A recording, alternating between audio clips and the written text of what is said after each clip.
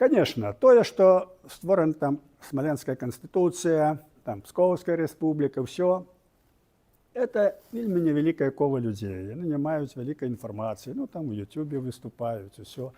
І зараз, вот, гледзячы на сітуацыю, можна сказаць, што ну, гэта нічога не вырашае. Гэта, ну, так, сапраўды, яны не могуць паўплываць, каб это нешта змянілася.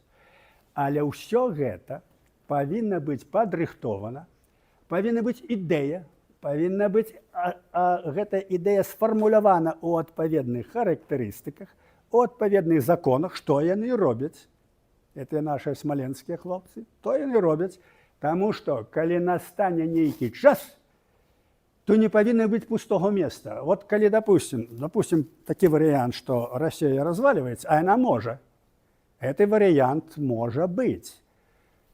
У выніку вот этой вайны, то тады ўзнікне пытанне, калі на пустым месцы, калі у вас, скажем, у татар нічога не будзе, то нічого не трымаецца. Вы патрапіце ў некую другую залежнасць. А калі у вас у Смаленска ўжо ёсць і Канстытуцыя, ёсць усё, вот, наша ёсць і за гэта ўхопіцца.